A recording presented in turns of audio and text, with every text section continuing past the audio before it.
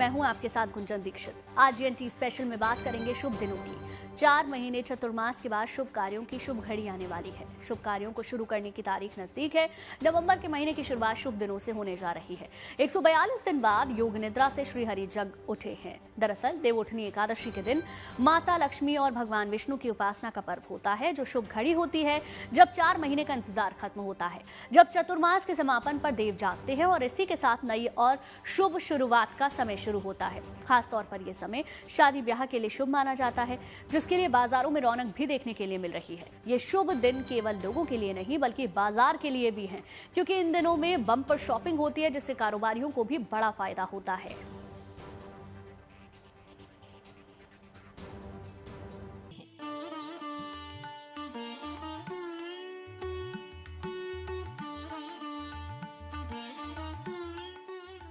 इस पवित्र तिथि से शुभ कार्यों जैसे विवाह, गृह प्रवेश जैसे मांगलिक कार्यों की शुरुआत भी की जाती है।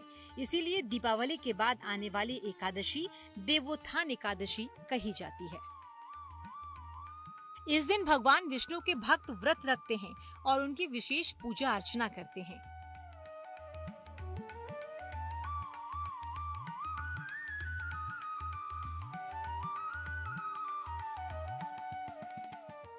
इस दिन को देवोत्थान एकादशी के अलावा देव प्रबोधिनी एकादशी के नाम से भी जाना जाता है।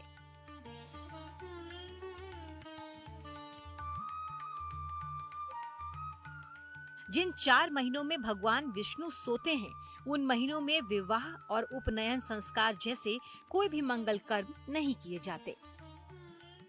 हमारे यहाँ चातुर्मास चल रहा था, उसकी पूर्णता हो जाती है। भगवान विष्णु जो योग निद्रा में 4 मास से गए हुए थे, आज के दिन भगवान विष्णु इस सृष्टि का भार पुनः संभालते हैं।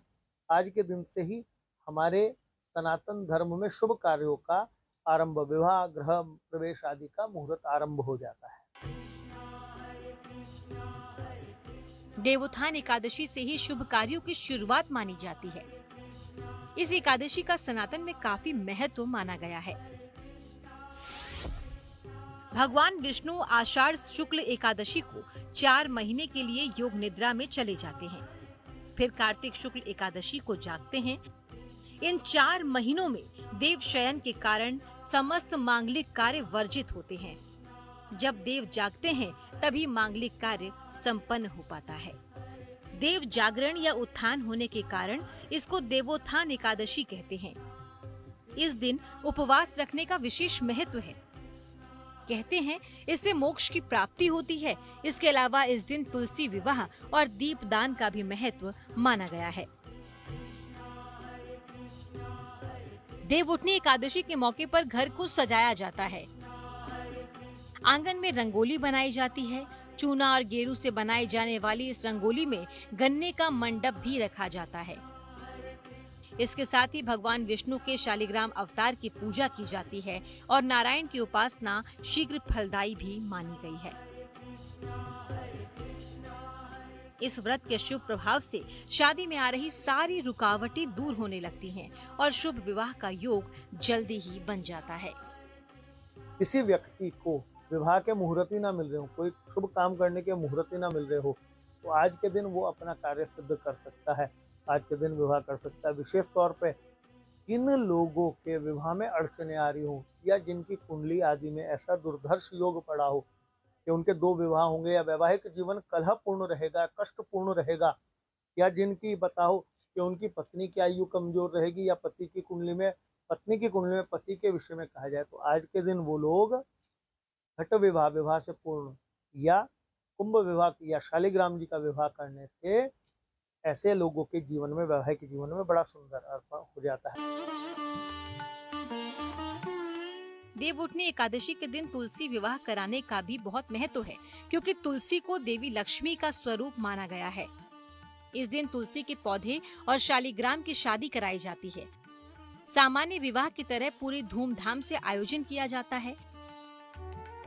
चूँकि तुलसी को विष्णु प्रिया भी कहते हैं, इसीलिए देवता जब जागते हैं तो सबसे पहली प्रार्थना नारायण भगवान तुलसी की ही सुनते हैं।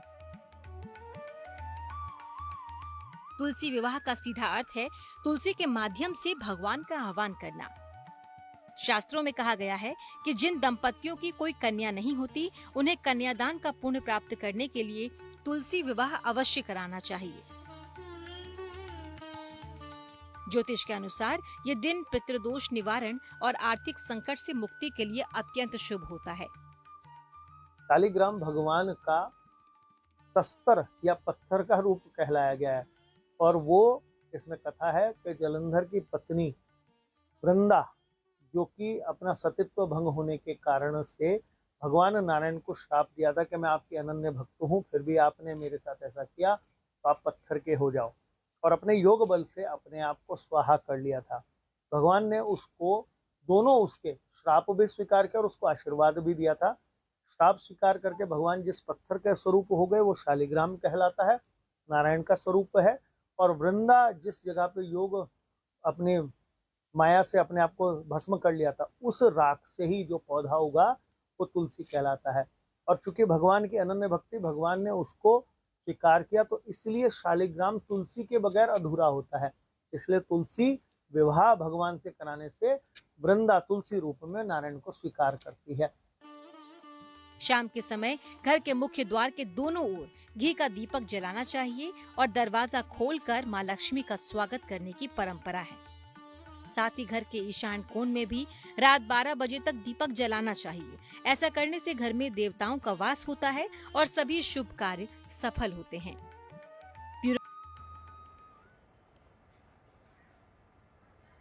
पौराणिक मान्यता है कि देवोठनी एकादशी के दिन भगवान विष्णु 4 महीने की योग निद्रा से जागते हैं। इसके साथ ही चतुर्मास का समापन होता है और सभी मांगलिक कार्य जैसे विवाह, गृह प्रवेश, मुंडन फिर से शुरू हो जाते हैं। इतना ही नहीं, देवोठनी एकादशी का महत्व इसलिए भी बढ़ जाता है कि इसी दिन भगवान विष्णु के शालिग्राम स्वरूप के तुलसी से विवाह की परंपरा को निभाया जाता है।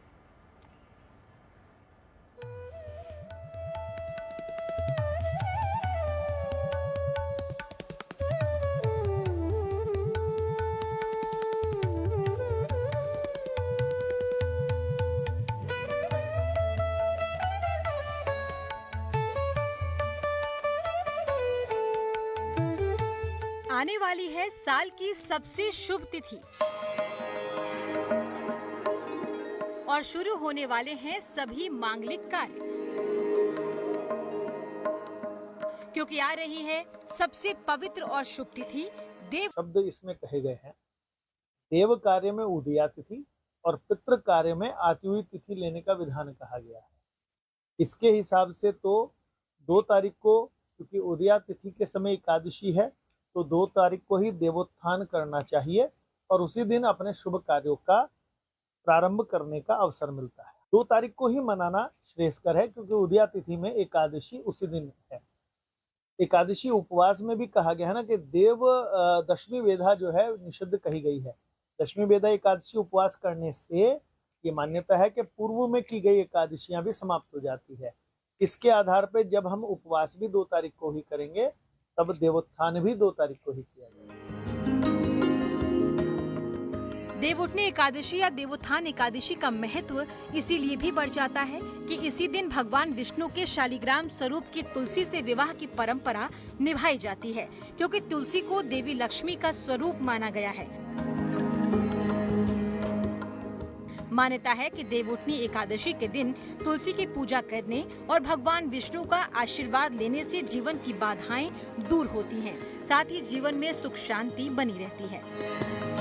इसमें कथा है कि जलंधर की पत्नी वृंदा, जो कि अपना सतीत्व भंग होने के कारण से भगवान नारायण को श्राप दिया था कि मैं आपकी अनन्य भक्त हूँ, फिर भी आपने मेरे साथ ऐसा किया तो आप पत्थर के हो जाओ, और अपने योग बल से अपने आप को स्वाहा कर लिया था। भगवान ने उसको दोनों उसके श्राप भी स्वीकार किया और उसको आशीर्वाद भी दिया था। श्राप स्वीकार करके भगवान जिस पत्थर के स्वरूप हो गए वो शालिग्राम कहलाता है, नारायण का स्वरूप है। और वृंदा जिस जगह पे योग अपने माया से अपने आप को भस्म कर लिया था, उस राख से ही जो पौधा उगा वो तुलसी कहलाता है। और चूंकि भगवान की अनन्य भक्ति, भगवान ने उसको स्वीकार किया, तो इसलिए शालिग्राम तुलसी के बगैर अधूरा होता है। इसलिए तुलसी विवाह भगवान से कराने से वृंदा तुलसी रूप में नारायण को स्वीकार करती है, तब भगवान उसके आशीर्वाद को पूर्ण करते हैं। पौराणिक मान्यता है कि देवउठनी एकादशी के दिन जगत के पालनहार भगवान विष्णु 4 माह की योग निद्रा से जागते हैं और फिर से सृष्टि के संचालन की जिम्मेदारी संभालते हैं।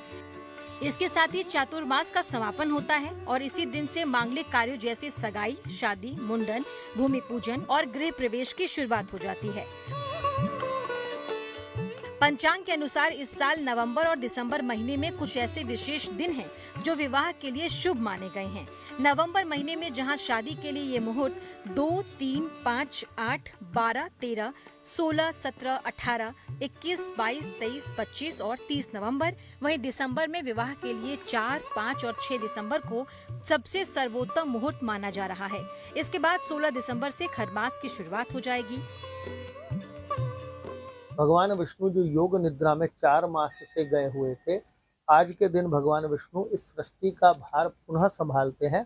आज के दिन से ही हमारे सनातन धर्म में शुभ कार्यों का आरंभ, विवाह, गृह प्रवेश आदि का मुहूर्त आरंभ हो जाता है। किसी व्यक्ति को विवाह के मुहूर्त ही ना मिल रहे हो, कोई शुभ काम करने के मुहूर्त ही ना मिल रहे हो, तो आज के दिन वो अपना कार्य सिद्ध कर सकता है, आज के दिन विवाह कर सकता है। विशेष तौर पे जिन लोगों के विवाह में अड़चने आ रही हो या जिनकी कुंडली आदि में ऐसा दुर्धर्ष योग पड़ा हो कि उनके 2 विवाह होंगे या वैवाहिक जीवन कलहपूर्ण रहेगा, कष्टपूर्ण रहेगा, या जिनकी बताओ कि उनकी पत्नी की आयु कमजोर रहेगी या पत्नी की कुंडली में पति के विषय में कहा जाए, तो आज के दिन वो लोग घट विवाह, विवाह से पूर्ण, या कुंभ विवाह या शालिग्राम जी का विवाह करने से ऐसे लोगों के जीवन में, वैवाहिक जीवन में बड़ा सुंदर अर्थ हो जाता है। कहते हैं श्री हरि विष्णु की कृपा जिसे मिलती है उसके जीवन में खुशियां ही खुशियां बरसने लगती है। ऐसे में लोग देवउठनी एकादशी का बड़ी बेसब्री से इंतजार करते हैं। उनका ये इंतजार महज 3 दिन बाद खत्म होने वाला है। इसके अंदर ना वो खबरों की मार धाड़ और चिल्ला चिल्ली नहीं है। कम से कम लोगों को खबरें तो आराम। खबरें कभी रफ्तार से दौड़ती हैं, तो कभी धीमे धीमे पक रही होती हैं। खबरें कुछ समाज की सोच दिखाती हैं, तो कुछ दिखाती हैं विकास की तस्वीर। खबरें किसी में भविष्य छिपा होता है, तो कुछ आज का आईना होती है। खबरें कुछ जेब पर असर डालती हैं, तो कुछ दिल को छू जाती है। ऐसी हर एक खबर जिसका जिंदगी पर है असर, जानने के लिए देखिए